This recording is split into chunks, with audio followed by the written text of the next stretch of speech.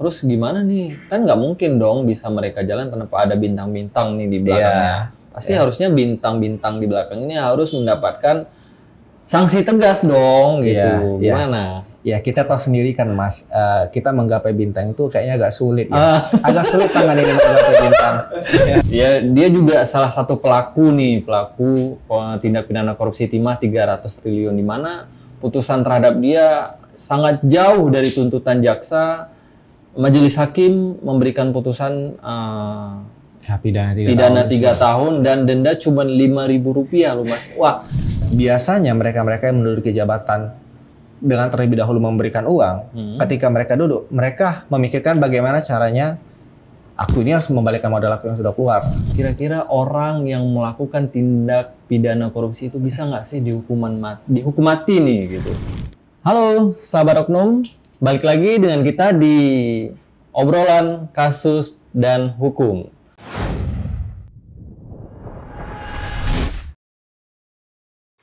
Oke, kali ini aku Abdul Hakim bersama rekan aku Roni. Halo. Jadi sebelumnya kita udah coba bahas nih terkait dengan suap dan gratifikasi. Nah, jadi pada kali ini saya ingin coba mengulik lagi nih terkait dengan tindak pidana korupsi gitu. Oke. Nah, jadi seperti kita ketahui Mas, korupsi itu bukan hal yang tabu lagi untuk kita bahas gitu. Banyak orang-orang di luar sana membahas terkait dengan korupsi dan banyak juga pelaku-pelakunya. Karena seperti kita ketahui, di Indonesia sendiri ada sebuah lembaga riset yang mengatakan pada tahun 2019 di mana lembaga riset dunia itu meriset terkait dengan negara-negara yang melakukan tindak pidana korupsi gitu. Nah, Indonesia menempatkan posisi di posisi 65 dari 180 negara. Wow, itu sangat-sangat itu bukan prestasi sih menurut saya gitu ya nggak Mas? Benar. Sehingga seperti kita ketahui banyak isu-isu atau yang muncul sekarang banyak kasus-kasus korupsi yang mencuat di media gitu. Ya salah satunya seperti di korupsi timah. Tapi itu nggak perlu kita bahas dulu. Nanti kita bahas di akhir, oke? Oke. Ya sekarang aku pengen tahu deh Mas. Kira-kira menurut Mas Roni itu tindak pidana korupsi itu apa sih? Tindak pidana korupsi ya Mas. Sederhananya itu Mas, tindak pidana korupsi adalah perbuatan yang dilakukan oleh seseorang ataupun sekelompok orang yang merugikan keuangan negara Mas. Di mana orang-orang tersebut adalah mereka yang mendapatkan uang atau digaji dari uang negara Mas. Seperti itu. Gitu. Jadi seseorang atau sekelompok orang yang bisa aku katakan dia mencicipi atau menggunakan APBN atau APBD ya. Tapi dengan sewenang-wenang gitu. Nah, oke Mas. Aku mau tahu dong kira-kira sejarah korupsi itu di Indonesia dimulai sejak kapan ya? Nah, kalau bicara tentang sejarah korupsi ya Mas. Jadi gini, kan Indonesia dulu pernah dijajah sama Belanda melalui VOC ya pada saat itu. Nah, di mana pada saat itu kita tahu juga ada yang namanya kerja rodi, di mana pada saat itu masyarakat itu dipaksa kerja untuk membangun jalan dari Anyer sampai dengan Panarukan. I see. Pada saat di bangku sekolah, kita itu kan selalu diajarkan kalau para pekerja itu kan tidak pernah dibayar sama sekali. Tapi ada beberapa literatur yang menyatakan atau menulis bahwa sebenarnya para pekerja itu diberi upah. Jadi aliran keuangan itu kayak gini, dari Gubernur Jenderal VOC ke petinggi-petinggi atau raja-raja daerah pada saat itu. Kemudian harusnya raja-raja daerah itu memberikan kepada para pekerja. Tapi pada faktanya uang itu hanya berhenti sampai ke para petinggi-petinggi ataupun raja-raja daerah pada saat itu. Dan para pekerja pada saat itu tidak digaji ataupun tidak mendapatkan upah, dan itu merupakan masa lalu yang kelam juga bagi negara Indonesia sendiri ya Mas. Kemudian kita juga tahu kan salah satu penyebab dari keruntuhan VOC sendiri ya bisa dibilang karena ada korupsi yang masif di tingkatan petinggi-petingginya. Nah, kalau dibilang bagaimana sejarahnya, memang sebelum Indonesia merdeka juga sudah ada praktik-praktik seperti itu, Mas. Miris sekali ya berarti. Sangat-sangat miris sekali. Di mana pribumi Indonesia sendiri bekerja banting tulang tapi tidak dibayar gitu. ya dibayar sama apa ya VOC-nya. tapi masalahnya pembayaran tuh nggak sampai kepada para pekerja. Oh, berarti hanya dibayar kepada para petinggi-petinggi dari perwakilan daerah, di mana para pekerja yang bawah ini yang tidak dibayar. Miris sekali. Iya. Kira-kira kenapa sih orang-orang di luar sana melakukan tindak pidana korupsi? Kalau tanya kenapa sih orang-orang luar sana melakukan tindak pidana korupsi, motifnya itu macam-macam, Mas.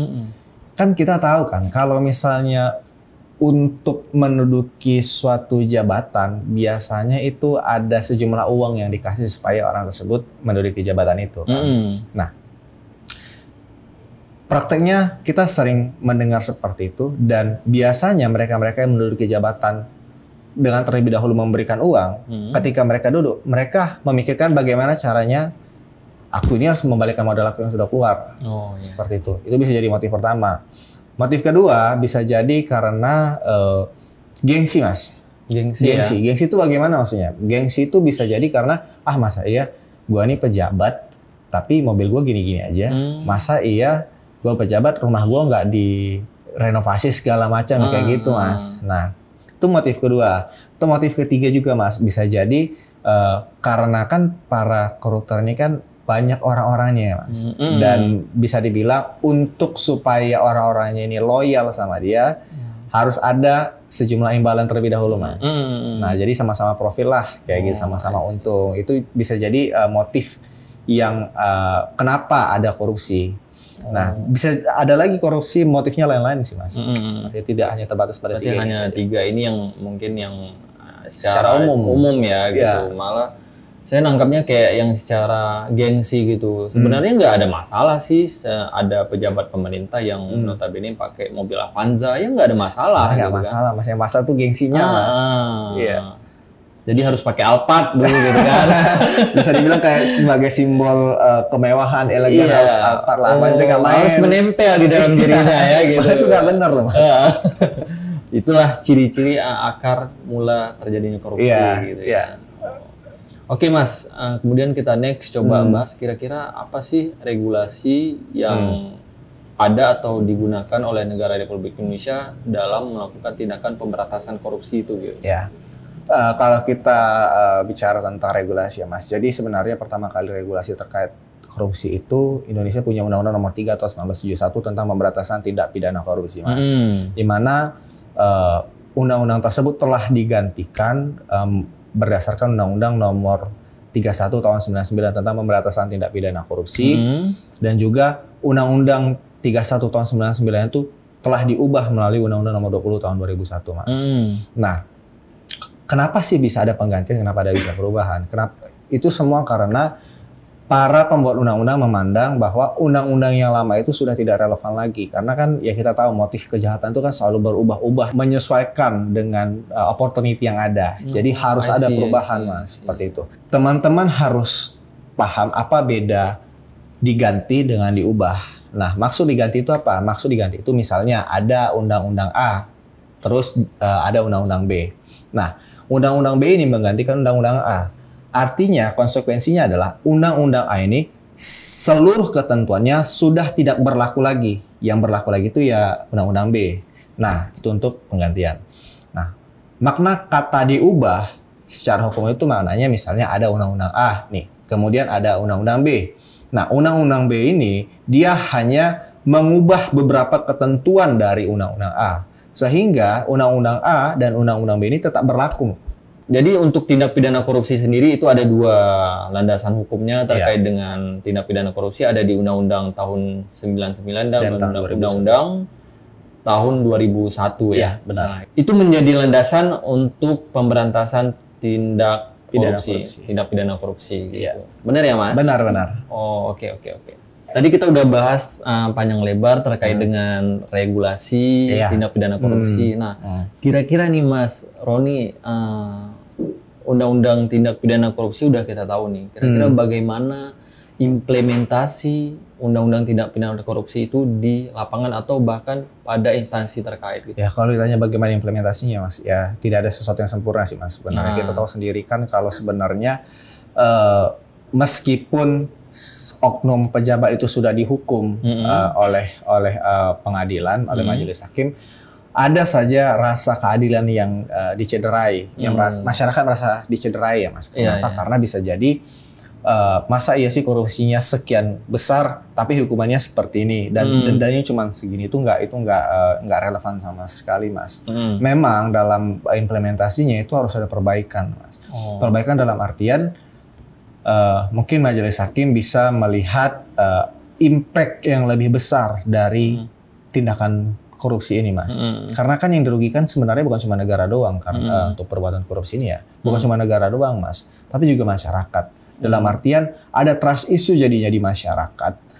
Masa iya sih gua nih udah capek-capek loh bayar pajak, tapi mereka ini melakukan korupsi. Itu harus dipertimbangkan juga seperti itu. Gitu. Jangan sampai Mas gara-gara itu masyarakat nggak mau bayar pajak. Pendapatan negara jadi turun loh Mas. Miskin gara-gara. Nah, Mas Roni, lagi enak nih pembahasannya. Aku pengen tahu, nah undang-undang itu memberikan kewenangan untuk melakukan tindakan pemberantasan korupsi itu kepada instansi mana-mana aja nih Mas gitu. Sebenarnya Mas, yang berwenang itu untuk menangani atau menyelidiki perkara korupsi itu kepolisian, kemudian institusi KPK, kemudian kejaksaan juga seperti itu Mas. Tapi yang tahu di masyarakat cuma KPK doang ya? KPK dan kepolisian doang kebanyakan. Padahal ada instansi kejaksaan yang diberikan. Iya, benar. Nah, Mas Roni, kira-kira kita tahu nih kan ada 3 instansi nih, kejaksaan, kepolisian, dan KPK. Kira-kira ketiga instansi itu sama nggak sih acuan hukumnya di undang-undang yang tadi Mas Roni katakan, undang-undang tahun 99 sama undang-undang 2001 itu? Ya, sebenarnya Mas, untuk acuan penanganan pemberantasan tindak pidana korupsi itu mereka semua mengacu kepada ya undang-undang tahun 99 dan 2001 tadi ya Mas. Nah, tetapi itu mereka itu ada sedikit perbedaan Mas. Perbedaan bukan dalam berarti acuannya ya Mas, acuan aturannya, tapi lebih kepada pagu ataupun besarnya nominal yang mereka korupsi. Sederhananya seperti ini Mas. Sederhananya, contohnya kayak kepolisian. Kepolisian itu misalnya ada orang korupsi 10 miliar. Nah, kepolisian tuh biasanya yang turun langsung kayak gitu menangani. Kemudian KPK, kapan KPK turun? Biasanya kalau misalnya korupsi itu sudah nominalnya besar sekali, ratusan miliar, triliun, seperti itu. Dan juga korupsi itu tindakan korupsi itu mengundang perhatian masyarakat luas Mas. Harus diingat itu. Seperti itu. Makanya KPK turun. Nah, untuk kejaksaan bagaimana? Untuk kejaksaan sendiri itu sama seperti KPK. KPK Mas. Karena kan bisa dibilang kejaksaan ini kan institusi yang cukup luas kewenangannya. Berarti yang aku tangkap berarti tolak ukurnya dari pagunya ya? Ya, gitu. Bisa dibilang seperti itulah prakteknya. Tapi apakah memiliki kemungkinan nggak kalau ketiga instansi itu memiliki wewenang untuk kolaborasi dalam melakukan tindakan pemberantasan korupsi? Gitu? Tentu, mereka dapat saling berkolaborasi untuk mengusut tuntas perbuatan tindak pidana korupsi, Mas. Karena apa? Karena semakin bersinergi antar instansi negara, semakin bagus pula hasilnya, Mas. Kalau misalnya sinerginya saja tidak bagus, ya hasilnya juga bisa jadi tidak maksimal. Gitu. Jadi Mas Roni, tadi kita udah dikatakan bahwa ketiga instansi itu memiliki wewenang atas undang-undang tindak pidana korupsi. Nah, bagaimana jika lo dibalik nih, ketiga instansi itulah yang melakukan tindak pidana korupsi? Bagaimana nih? Ini agak rumit sih ini, Mas. Kira-kira penanganannya seperti apa tuh Mas? Iya, memang dalam kita tahu juga lah ya, memang ada oknum-oknum daripada institusi tersebut yang melakukan tindak pidana korupsi, Mas. Dan itu bisa dibilang mencederai rasa kepercayaan dari masyarakat. Ya, tapi mau bagaimanapun itu juga ya Mas, setiap oknum-oknum pejabat yang melakukan tindak pidana korupsi, mereka harus bertanggung jawab, Mas. Nah, andai kata misalnya mereka dipercaya untuk mengatasi atau menyelidiki tindak pidana korupsi, tapi mereka melakukan korupsi, biasanya mereka itu akan diberhentikan.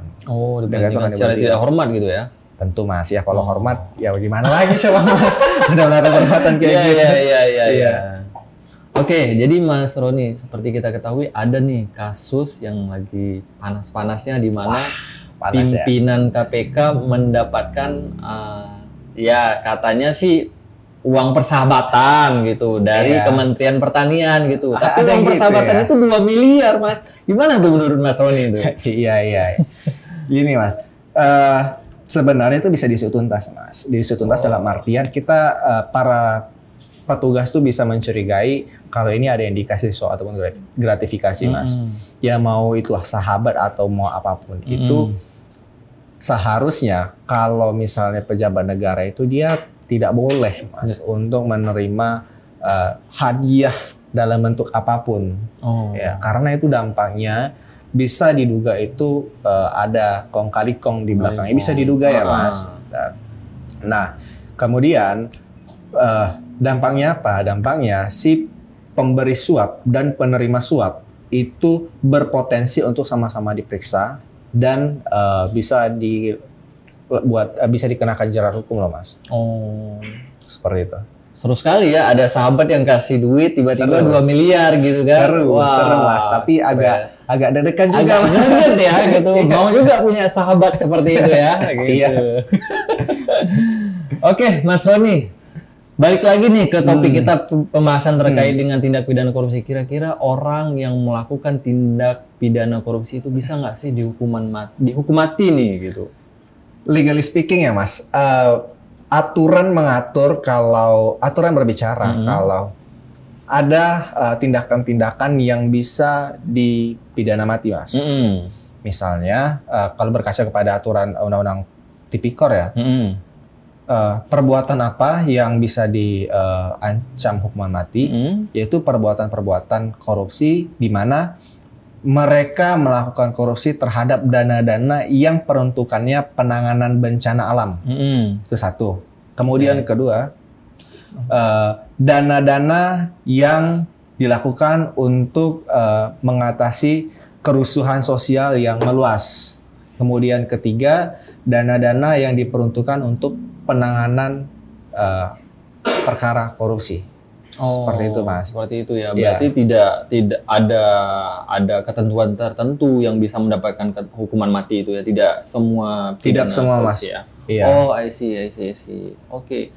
Jadi Mas gini, ada kasus di mana dia udah divonis nih hukuman mati di pengadilan negeri. Nah, seperti kita ketahui, pengadilan kita kan ada beberapa tingkatan, tingkatan pengadilan negeri, banding, kasasi gitu. Nah, dia udah mendapatkan nih hukuman mati dari pengadilan negeri gitu. Kemudian nih dia mengajukan banding ke pengadilan tinggi. Nah, pada banding tersebut hukuman matinya dicabut, dia artinya dia mendapatkan keringanan terhadap putusan tersebut. Kira-kira bagaimana menurut Mas Roni? Ada kemungkinan nggak sih orang yang udah divonis hukum mati tapi mendapatkan keringanan gitu pada saat melakukan banding ataupun kasasi gitu?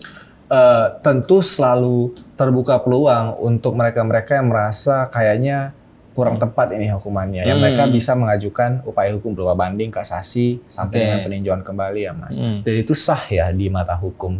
Nah, memang secara pertimbangan hakim itu macam-macam, Mas. Bisa jadi mereka yang sudah divonis hukuman mati di pengadilan negeri, para hakimnya menangkap kalau ini sudah melanggar hukum dan ini salah atau segala macamnya ya, Mas. Dan di tingkat banding bisa jadi itu dibatalkan hukuman matinya, malah ke hukuman yang mungkin 20 tahun atau 10 tahun seperti itu. Nah, pertimbangannya macam-macam, Mas. Bisa jadi karena pertimbangan alasan kemanusiaan, bisa jadi pertimbangan karena dia telah beritikat baik untuk mengembalikan seluruh uang yang dia korupsi, seperti itu, Mas. Dan bisa jadi karena dia mungkin tulang punggung keluarga atau sejenisnya, kayak gitu, Mas. Dan macam-macam sekali, Mas. Berarti contohnya pertimbangan anak, memiliki hak tanggungan terhadap anak itu bisa meringankan ya gitu. Bisa nggak kira-kira, Mas? Itu balik lagi ke pertimbangan majelis hakim, tapi itu bisa saja dijadikan pertimbangan. Ya? I see. Kemudian Mas, tadi udah banding gitu, kemudian kita next ke setelah dia mendapatkan hukuman mati di pengadilan nih, kira-kira bisa nggak dia mendapatkan amnesti dari presiden untuk pencabutan hukumnya gitu? Bisa atau enggaknya ya secara aturan sih bisa saja ya, Mas. Itu terbuka peluang aja, Mas.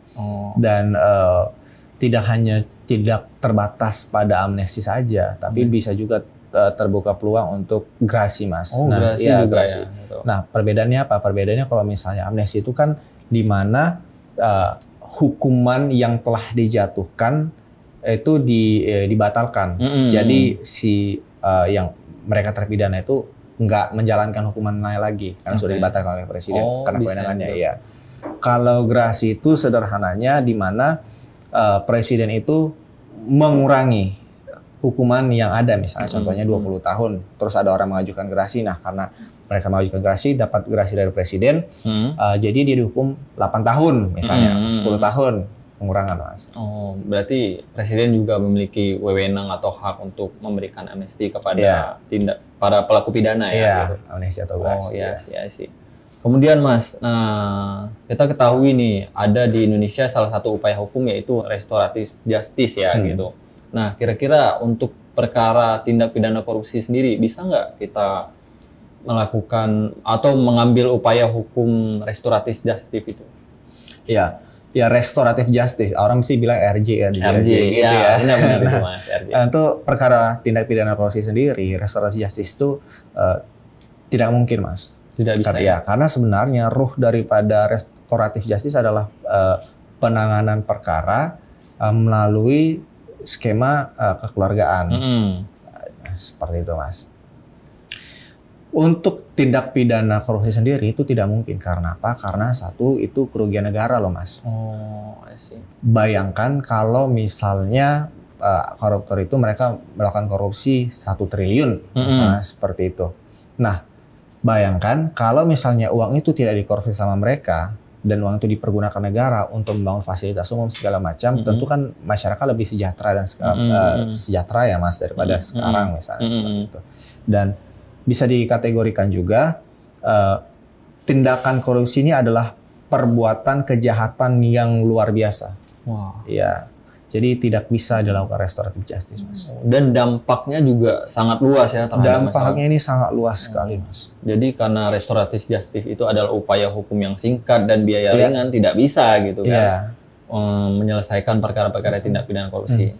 Oke, Mas Roni, tadi kita udah bahas orang terbukti melakukan tindak pidana korupsi, dia udah mendapatkan hukuman di pengadilan sampai dia mendapatkan amnesti dari presiden, kemudian yang terakhir tadi tidak bisa dilakukan upaya hukum restoratif RJ ya, restoratif justice. Nah, orang yang terbukti melakukan tindak pidana korupsi ini udah menjalankan hukumannya, udah kurungannya, sehingga dendanya udah dijalankan semuanya. Kemudian di tahun selanjutnya dia nih mencalonkan lagi. Ini lagi isu-isu pemerintah daerah ya gitu kan. Banyak nih pemerintah daerah di luar ya di negara Konoha bisa kita katakan di mana dia mantan narapidana korupsi gitu kan, Mas Roni. Tapi dia mencalonkan sebagai pemerintah daerah. Kira-kira gimana tuh menurut Mas Roni?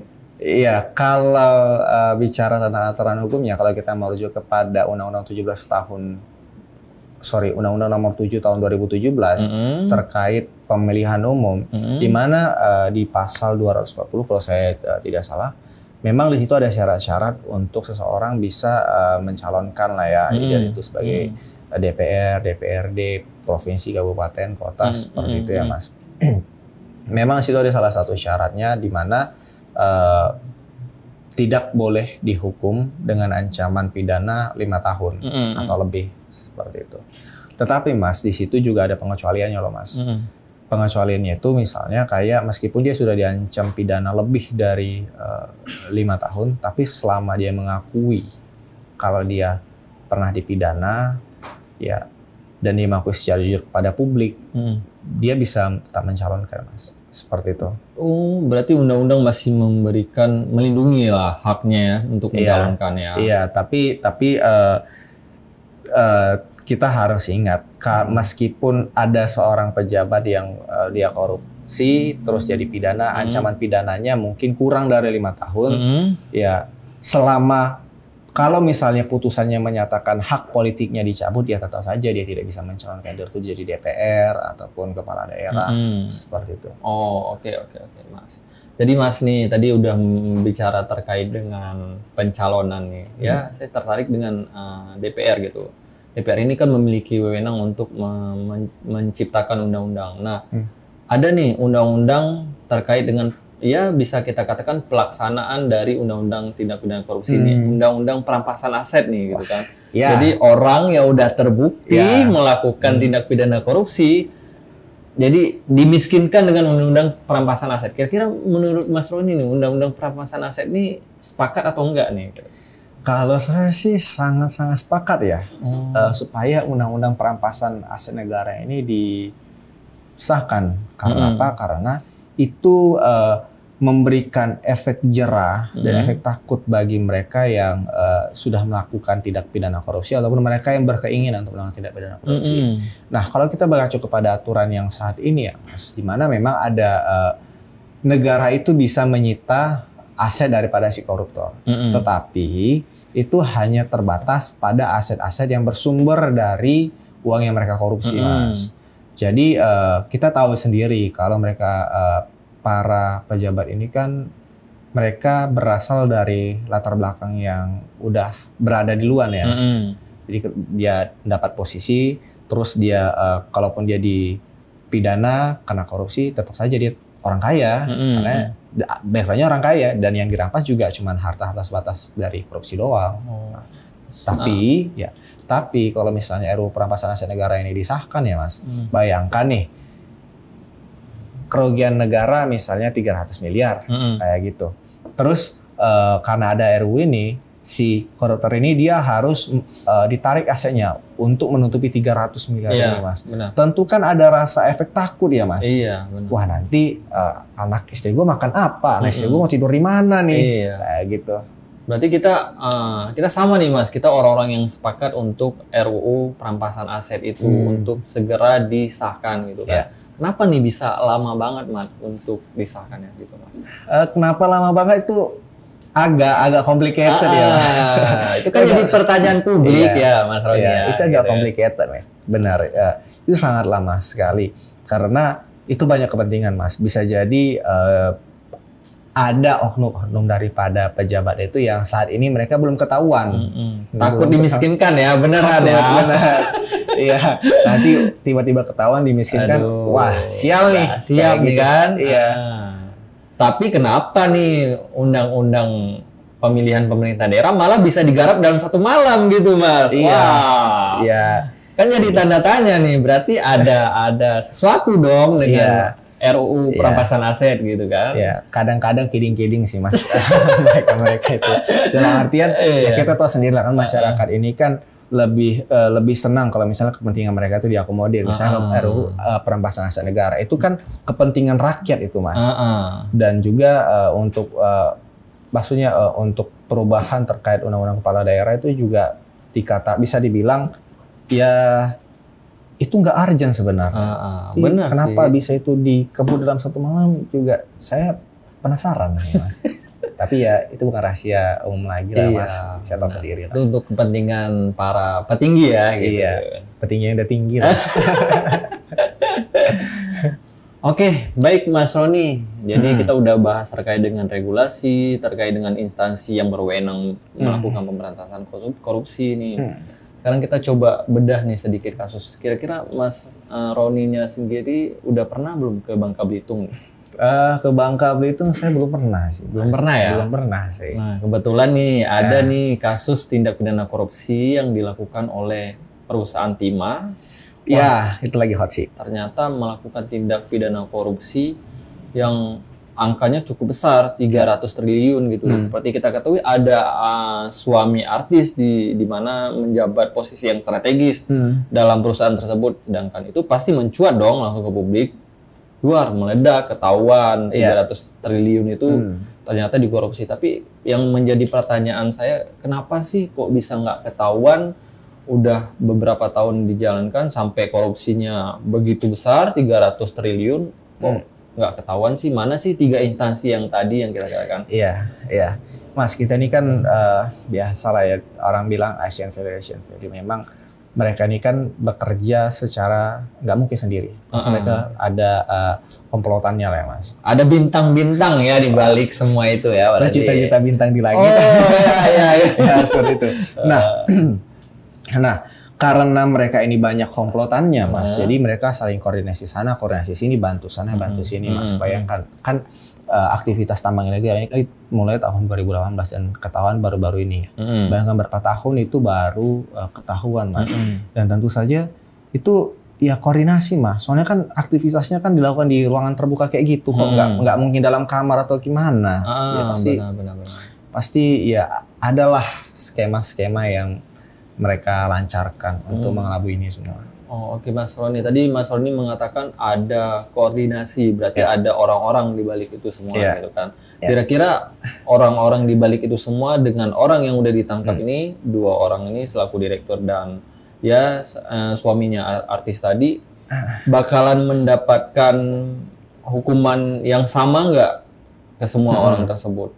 Termasuk bintang-bintang di belakang itu. Wah.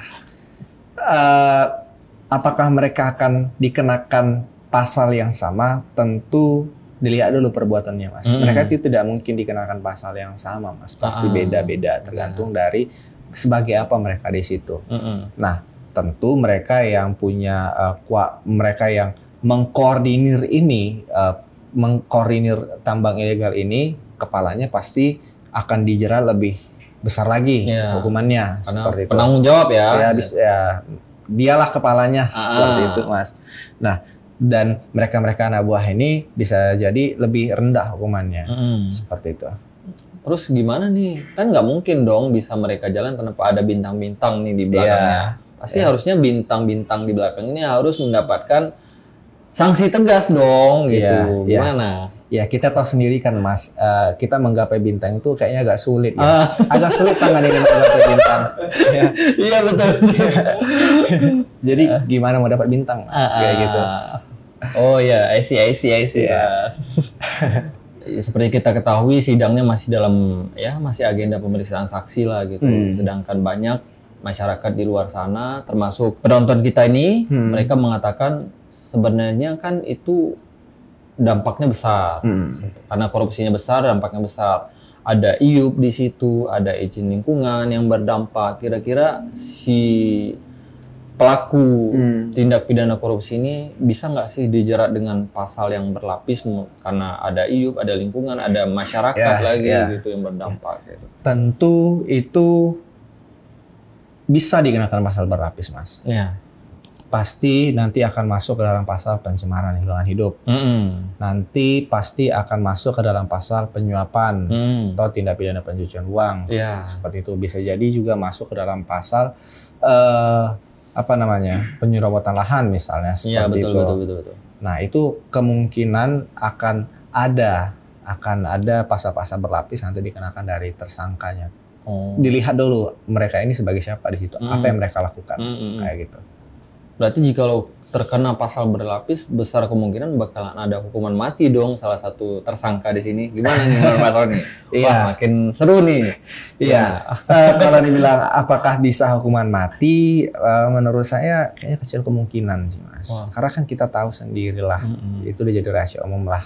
Kenapa tuh nggak bisa kayak gitu? Karena ada bintang-bintangnya tadi, atau gimana? Bisa jadi sih Mas.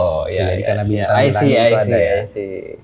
Ternyata jabatan ini mempengaruhi semuanya ya Mas? Sangat Mas, itu kan ya semakin tinggi jabatan orang kan pasti semakin besar pula kekuasaannya. Bagaimana nasib masyarakat di luar sana yang tidak memiliki jabatan, sedangkan mereka hanya melakukan contoh korupsi atau pencurian yang kecil, nenek yang mencuri singkong tapi mendapatkan hukuman yang tidak setimpal gitu. Sangat sedih ya gitu. Iya, memang ya itu masih menjadi problematika yang ada di tengah-tengah masyarakat saat ini ya Mas. Tapi ya mau bagaimanapun juga meskipun putusannya itu ternyata dirasa masyarakat mencederai rasa keadilan, ya kita sebagai orang hukum ini kan menganggap kalau putusan hakim itu adalah putusan yang seadil-adilnya dan yang nggak benar kan. Seperti itu Mas. Tommy Tamsil baru-baru ini keluarlah putusan kepada dia di mana dia dia juga salah satu pelaku tindak pidana korupsi timah 300 triliun di mana putusan terhadap dia sangat jauh dari tuntutan jaksa. Majelis hakim memberikan putusan pidana 3 tahun dan denda cuma Rp5.000 loh Mas. Wah, sangat di luar Nurul ya gitu ya. Saya sih geleng-geleng kepala sih Mas kalau gimana? Membaca putusannya seperti itu Mas juga. Dan gimana ya Mas?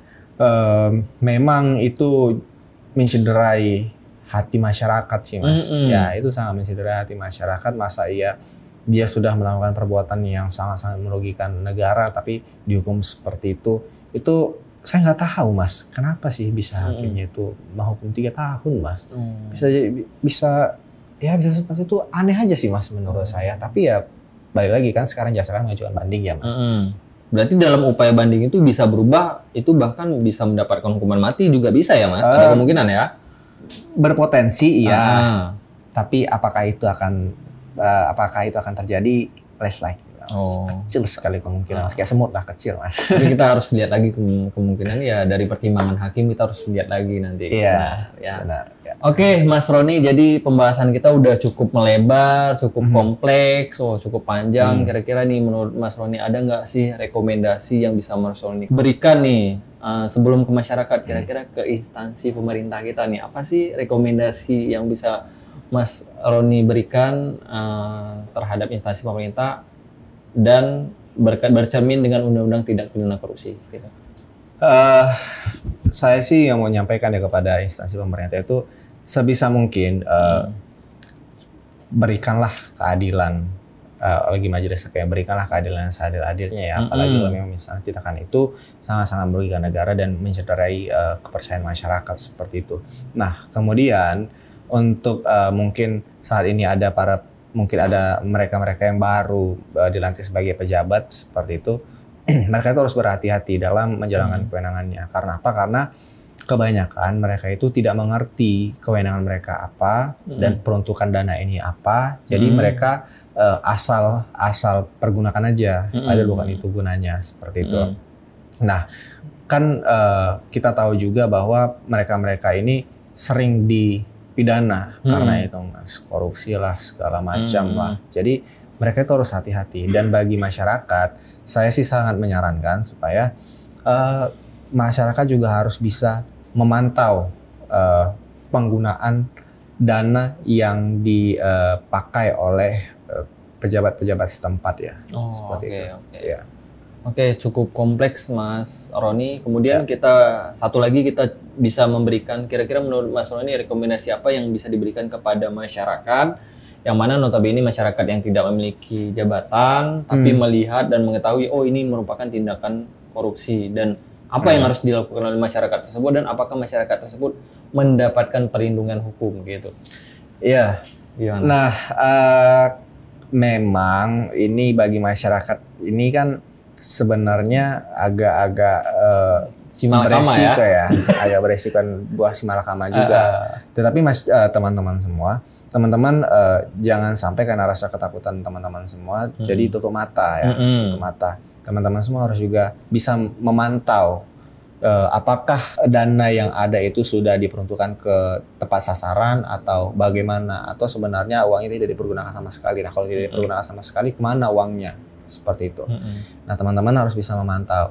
Nah, teman-teman kan juga ada namanya LPSK ya, Lembaga Perlindungan Saksi dan Korban, seperti itu. Jadi teman-teman bisa meminta perlindungan saksi kepada LPSK, seperti itu.